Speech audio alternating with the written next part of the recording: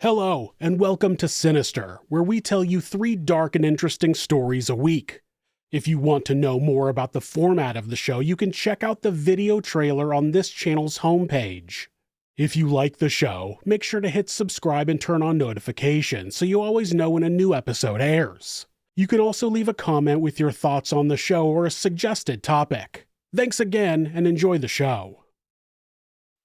Rasputin, a name that still sparks curiosity and controversy, remains one of history's most enigmatic figures.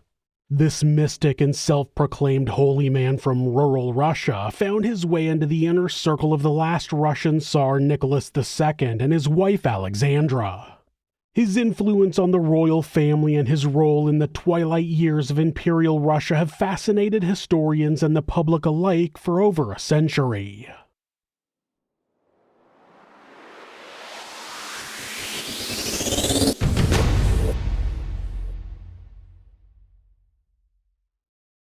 Grigory Yefimovich Rasputin was born into a peasant family in a small Siberian village along the Tura River. At the time, Russia was still using the Julian calendar and didn't switch to the Gregorian calendar until 1918, so he was technically born on January 9, 1869. After adjusting to the new calendar, his birth date would be recorded as January 21, 1869, and he was christened the following day. Rasputin's father worked as a farmer and church elder, also taking on jobs as a government courier transporting people and goods between Tobolsk and Tyumen. Like many Siberian peasants of the time, Rasputin had little formal education and remained illiterate well into his early life. His childhood was marked by tragedy, as he was the only surviving child among his siblings. His reputation for licentiousness earned him the surname Rasputin, which is Russian for debauched one. At the age of 19, he married Praskovia Dobrovina, who later bore him 4 children, though only 3 lived past infancy. Marriage didn't seem to suit Rasputin, though is anyone surprised that a man with the nickname Debauched One wouldn't be the type to settle down?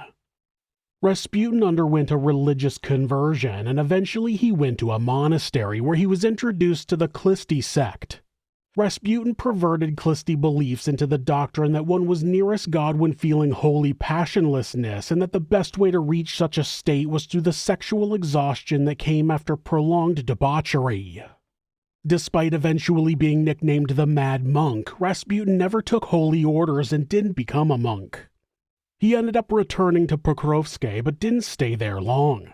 He soon left home and wandered to Mount Athos, Greece, and Jerusalem, living off the donations from peasants and gaining the reputation as a self-proclaimed holy man with the ability to heal the sick and predict the future.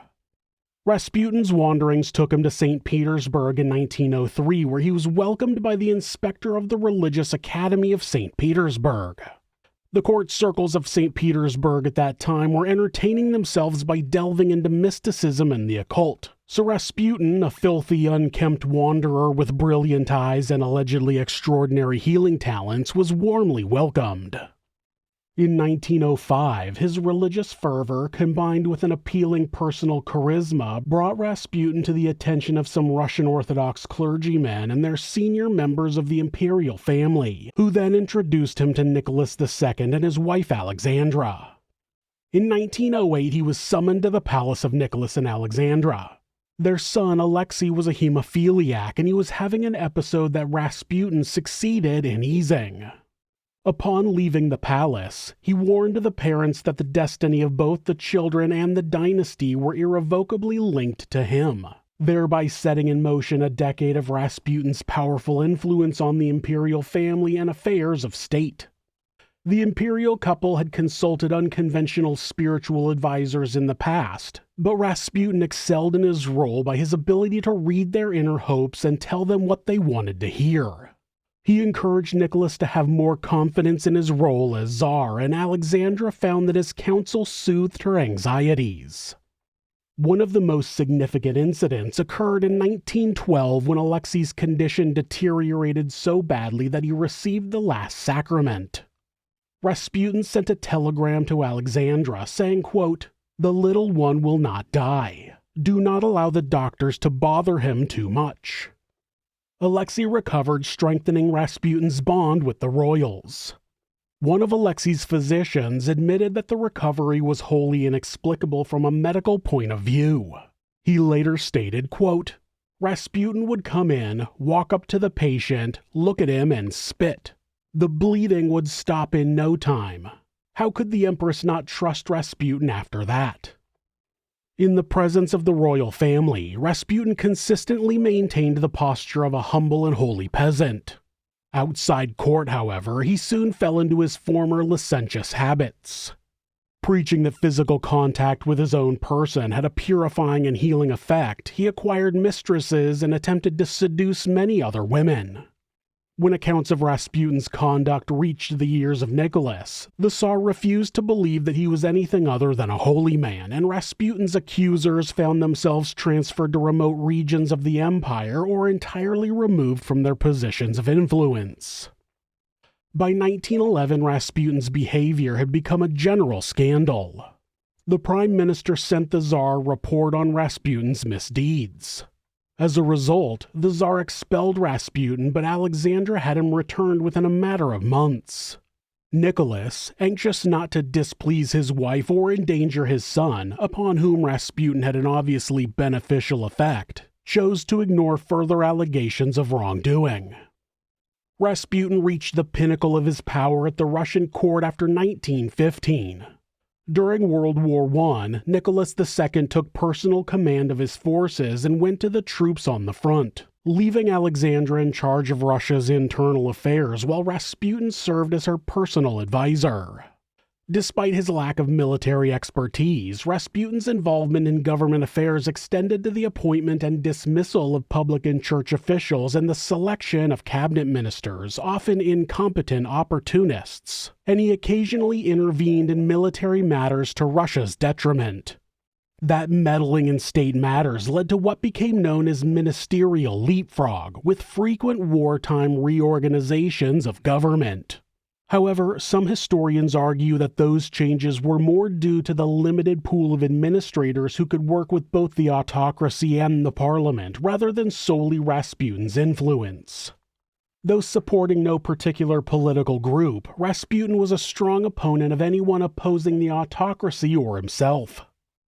Rasputin's presence had a significant impact on public perception of the Romanov dynasty. Ironically, while his influence was generally damaging to the royal family's reputation, it sometimes benefited Tsar Nicholas II indirectly. Many Russians attributed military calamities to Rasputin's malicious influence, which deflected direct criticism away from the Tsar himself. To the Russian people, Rasputin came to symbolize everything that was wrong with imperial government. His excessive and antisocial behavior, coupled with his perceived influence over state affairs, turned the court and the royal family into objects of ridicule and contempt. Rumors spread that Rasputin and Alexandra were in the pay of Germans, further damaging public trust in the monarchy. Rasputin was against the war, which conflicted with the Tsar's decisions. For instance, Nicholas II ignored Rasputin's predictions that war with Germany would, quote, drown Russia in her own blood. That demonstrates that while Rasputin's influence was significant, it was not absolute, and the Tsar often pursued courses of action that went against Rasputin's advice.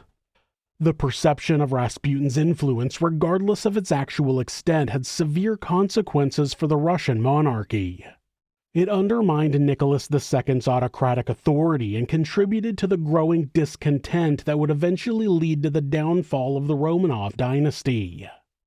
The damage caused by Rasputin's association with the royal family was so severe that even his murder by royalists at the end of 1916 came too late to undo the harm to the monarchy's reputation. In 1916, a group of aristocrats led by Prince Felix Yusupov, the richest man in Russia and husband to the Tsar's niece, along with Grand Duke Dmitry Pavlovich, the Tsar's cousin, plotted to eliminate Rasputin. The conspirators believed that Rasputin's removal would give Tsar Nicholas II one last chance to restore the reputation and prestige of the monarchy. On the night of December 29th, the conspirators lured Rasputin to the Yusupov Palace in St. Petersburg under the pretense of meeting Prince Yusupov's wife, Irina. However, Irina was actually away at the time, a fact that Rasputin, despite his reputation for mystical insight, seemed unaware of. According to Prince Yusupov's account, they prepared a basement room with dimly lit colored lanterns, a blazing open fire, and a table set with tea, biscuits, and cakes. The conspirators had allegedly laced the food and drink with potassium cyanide. The events that followed have been the subject of much debate and conflicting accounts. Prince Yusupov claimed that Rasputin consumed the poison cakes and beverages without any effect. Frustrated by the poison's apparent failure, Yusupov allegedly shot Rasputin in the side of the chest. However, the accuracy of that account has been questioned. Rasputin's daughter Maria wrote that her father didn't like sweets and would never have eaten a platter of cakes. Moreover, the autopsy report did not mention any traces of poison in Rasputin's body. What happened next is even more controversial. According to Yusupov, Rasputin miraculously revived and attempted to escape, leading to a dramatic chase throughout the palace grounds. One of the fellow conspirators, Vladimir Pereshkovich, reportedly fired multiple shots, finally hitting Rasputin in the back. The conspirators then allegedly bound Rasputin's body, wrapped it in blue fabric, and threw it into the icy Neva River, where the mystic supposedly drowned. However, the autopsy revealed that Rasputin was already dead before being thrown in the water, contradicting claims that he had drowned. The truth of what happened that night remains shrouded in mystery. Some historians suggest that Rasputin was likely killed quickly upon arrival at the palace rather than surviving multiple murder attempts. The dramatic accounts provided by the conspirators may have been embellished to portray themselves as patriotic heroes struggling against a seemingly supernatural evil. Rasputin's body was found under the river ice on January 1, 1917. Tsar Nicholas II was never able to regain the support of his people, and he abdicated the throne in March of 1917 after a revolution. Rasputin's life and legacy have sparked numerous interpretations and debates among historians and scholars. Some view him as a charismatic mystic who genuinely cared for the royal family and possessed unique healing abilities. Others see him as a cunning manipulator who exploited his influence for personal gain. The debate extends to the impact of his role in Russian politics and whether his removal from the scene hastened the collapse of the Romanov dynasty. While separating truth from myth remains challenging, Rasputin's story serves as a compelling reminder of how a single individual can shape the course of history. Thanks so much for letting us tell you this sinister story. If you like the show, please subscribe and turn on notifications so you always know when a new episode airs. You can also hit like or leave a comment with your thoughts about the show or a suggestion for an episode. Thanks again, and we'll see you next week where we'll tell you about someone sinister.